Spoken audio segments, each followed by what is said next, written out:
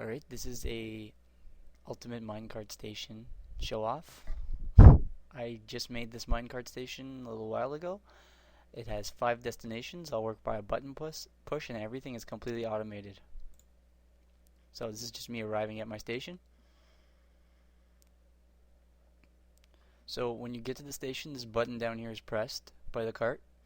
It only gets pressed when you're in it. And when you get out and walk away,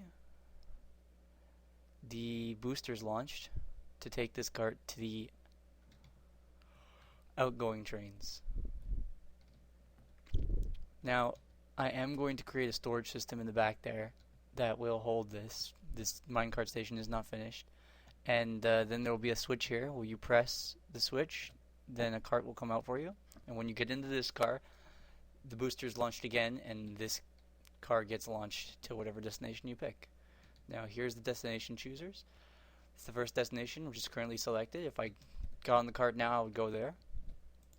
If I push this one, that one turns off, and this one turns on. Same here. These are the only 3 destinations I currently have programmed. This one doesn't have any tracks to it, but it still works. If I went in the back, and I could just plug in a track and it would work. And so does this one.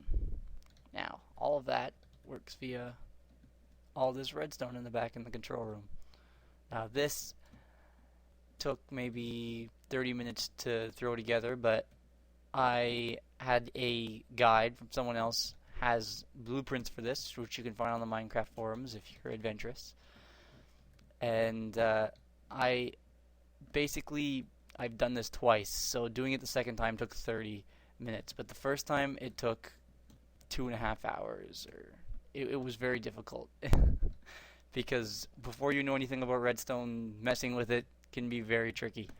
Now back here is my other control room. This is where all the booster stuff is. This booster will work no matter what happens. I've never had this booster crash on me. This booster is always set. No matter how many times or how far I go away, it's always working. When this booster reaches here, it launches this cart off of a wooden pressure plate that is under it, telling the system that this cart has left, therefore resetting a memory unit, which is underground here, that will reset this track so that the booster will get locked back in. Down here is this is all wiring I created myself, no tutorial for this stuff. This one right here is connected to that wooden pressure plate. It goes around to the memory unit, which is way over here, behind that wall. I'll go show you it from the other side. This here is the initial cart release when you get to the track. This is the button, the pressure plate there. This is a memory unit over here, which stores whether or not you were sitting in the cart up there. As soon as you arrive to the station, this button gets pressed down, this memory unit becomes active. This memory unit says, okay, I'm ready to go. And this is a exclusive OR gate, I believe. I think it's an exclusive OR gate. And as long as that button is pressed and the memory unit's on, nothing happens. The booster doesn't get launched, nothing happens. But as soon as one of them's on and the other one's off, so as soon as you get out of the cart, this memory unit's still setting yes, and that is no longer setting yes. This gets turned on, the booster gets launched, and it comes and gets your cart and moves it for you. Now over here, this was a mess of wiring used for this track switch here, which sends the booster cart either to the first track or to the second track, depending on what it's boosting. It currently does take a long time for the booster to come to the outgoing train. It takes about 5 seconds, so I'm planning on adding a timer that gets set off so that you can have lights in the front here going to tell you how soon your cart's coming. So one will flash, and the next one will flash, and the next one will flash, and then you'll go. So let's go to a destination here so you can see how well this works. Say I want to go to the Tower of Light. Get on in here. The booster's now on its way to me. Like I said, it takes about 5 seconds. When it gets here, I will be launched into the back, where you will see the indicator light for this track, which I'm going on. and this track will take me to the Tower of Light, which is actually my spawn. I made a giant tower so that I could find spawn no matter where I went before I knew that compasses existed.